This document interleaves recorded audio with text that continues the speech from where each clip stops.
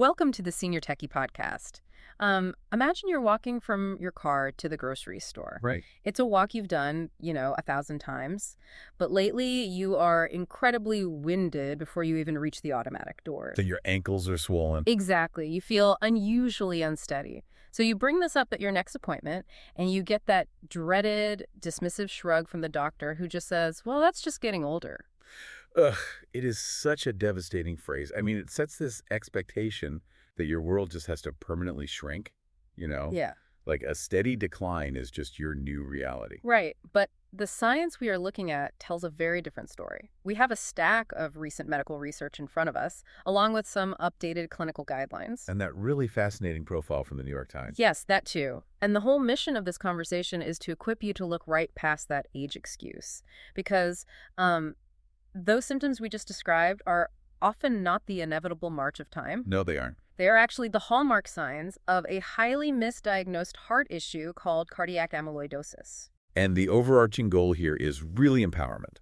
For seniors, caregivers, and families who are navigating the healthcare system, knowledge is the absolute best tool you have. Completely agree. And you don't need a medical degree to understand this. Not at all. We are going to unpack what this hidden condition actually is, explore how the everyday technology you might already own can spot the danger early, and And we'll look at a new class of groundbreaking treatments that are physically giving people their lives back. yes, but to understand how to spot it, we really first need to understand what this hidden culprit is actually doing to the heart. Right, the physiological mechanics. So the term cardiac amyloidosis sounds like, a heavy piece of medical jargon. Cardiac means heart, obviously. Obviously. And amyloidosis means there is an abnormal sticky protein that's building up in places where it just doesn't belong. So it's almost like trying to squeeze a kitchen sponge that's been soaked in wet cement instead of water. Wow, that's a perfect physical analogy. It captures the exact mechanical failure happening in your chest. Because a healthy heart is supposed to be pliable, right? Exactly. It expands effortlessly to fill with blood, and then it contracts to push that blood out. But this sticky amyloid protein infiltrates the spaces between the heart muscle cells. And it cures in there. Right, much like your wet cement analogy. It turns that flexible muscle rigid. And a rigid heart creates a backward cascade. I mean, it's not a problem of the heart squeezing, it's a problem of the heart relaxing. Precisely. Because the stiff heart cannot relax and expand, it has trouble filling with blood. So everyday tasks like just walking to the store leave you completely winded. Because the pressure builds up backward. Exactly. Backward into the lungs and the venous system. That pressure forces fluid out of your blood vessels and into your tissues. That is why you get the swollen ankles and that profound, mismatched sense of exhaustion. Which brings us to the human element. The New York Times profile we reviewed features James Hicks, a 75-year-old former railroad worker from Arkansas. His story is so common, unfortunately. It really is. He spent years being treated for generic heart failure. He got so weak he couldn't even walk from his grandson's basketball game to the car without stopping, like multiple times. Right, and his doctors were probably throwing standard medications at him, but he kept getting worse. Because treating the fluid buildup doesn't address the cement in the muscle. Exactly. But if the heart is getting stiff, you might wonder why doctors miss it for so long. Right. Why does it go completely unnoticed? Because the trickiest part of this disease is that the very first warning signs usually don't appear anywhere near the chest. Wait, really? Where do they appear? Well, the sticky protein actually crowds tight spaces in the body years before it ever stiffens the heart. Like where? We see a very distinct breadcrumb trail.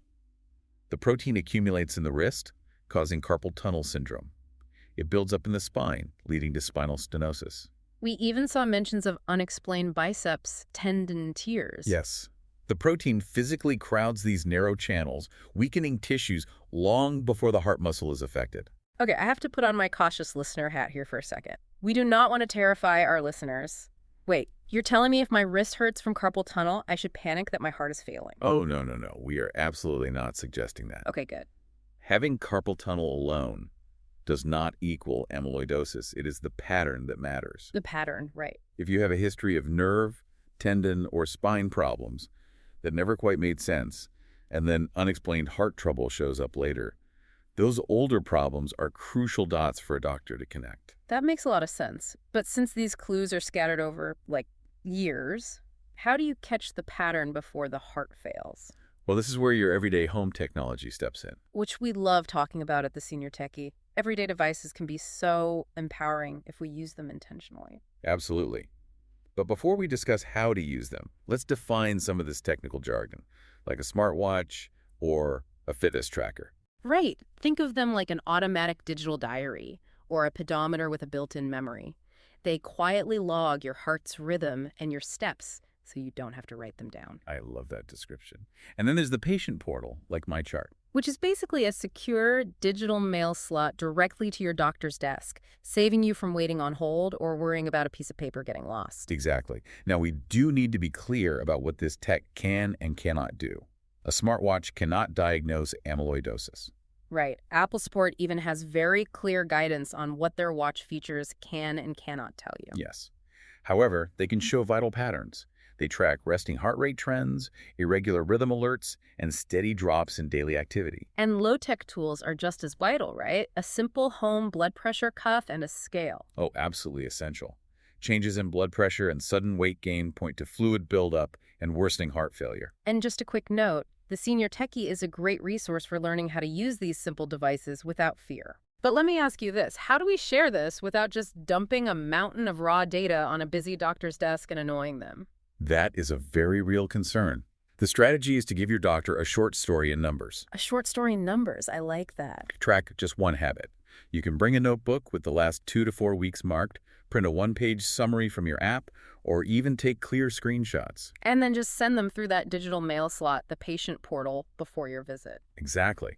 So once you deliver this neat summary and successfully raise the possibility of amyloidosis, how do they actually look for it without doing anything invasive? Well, the modern diagnostic playbook has changed a lot. In the past, confirming amyloid in the heart meant an unpleasant heart biopsy. It was very invasive.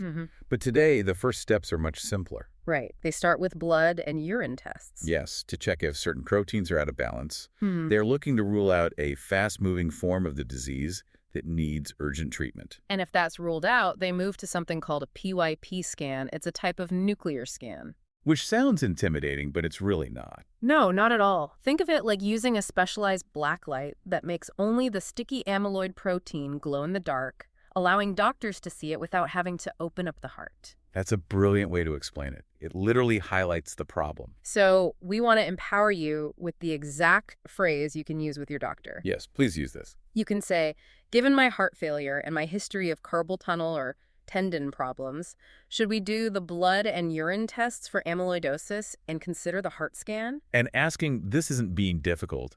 It's simply being prepared. Exactly. And the reason we want you to ask for these tests early is because, unlike just a few years ago, medical science finally has an answer when the test comes back positive. Which is such a huge shift in medicine. Until recently, doctors could really only manage the symptoms like the swelling or rhythm issues. But they couldn't attack the root of the disease. Right. But now, there are these game-changing medications. Yeah. Drugs like tafamidis, which was approved in 2019, acoramidis in 2024, and vutrisiran coming into the picture in 2025. They are truly remarkable. Tafamidis and acoramidis basically help keep the problem protein in a safer shape so it doesn't clump together. So it stops the mess from forming in the first place. Exactly. And vutrisiran helps the body make less of the protein entirely, reducing how much mess is even made. Clinical trials prove these improve survival and preserve quality of life compared to a placebo. The human impact here is just staggering. Going back to Mark Israel from the New York Times piece, when he was diagnosed in 2020, he was told he might only live 12 to 18 months. Which is terrifying. It is. But he started taking tafamidis, and he was still alive 5 years later when that article came out. It completely changed his trajectory. So it's basically the difference between just bailing water out of a leaky boat versus actually patching the hole and turning off the hose. I completely agree. Doctors now talk about patients living with this disease rather than dying quickly from it. But these drugs are medical marvels. What does that actually look like for a person's day-to-day life, and what are the hurdles you still need to be aware of? Well, look at James Hicks. After being properly diagnosed and treated for cardiac amyloidosis and his irregular rhythm, he didn't just survive. He got his life back. He got back to riding his e-bike 100 miles a week and lifting weights. Which is amazing. Mm. Now, while not everyone reaches that specific level, it shows the power of treating the condition rather than shrugging it off as old age. Right. It's about getting back to the stairs, the grocery aisles, and the laundry basket. Is, but I do need to gently introduce a reality check here. The cost burden. Ah, yes. These drugs are highly effective, but incredibly expensive. We are talking roughly $250,000 to $500,000 a year. That is just an astronomical number. It really is. Yeah. Fortunately, Medicare coverage means many patients pay far less out of pocket, but it remains a very real burden for families. And beyond the cost, there's the crucial importance of timing. This is why the tech tracking we discussed earlier is so incredibly vital. Right, because these medications freeze the disease where it is. Exactly. They freeze it. They do not remove the sticky material that has already built up. So the sooner the heart is protected, the more function you keep. Which brings us to a final thought on where this science is heading next. Yes, and it's an inspiring look at the future. Researchers are currently studying new treatments designed to actually clear out the amyloid that is already sitting in the heart. Wow. Yeah. If successful, the next chapter won't just be about freezing the damage, but potentially reversing it entirely. That is such a hopeful note to end on. And just a reminder, if you are looking for reliable patient information, the National Heart, Lung, and Blood Institute offers really clear public guidance on heart disease. It's a fantastic resource. This podcast was brought to you by The Senior Techie. It's available on Apple Podcasts, YouTube, and Spotify. If you'd like to receive their free newsletters, you can subscribe at subscribe.theseniortechie.com.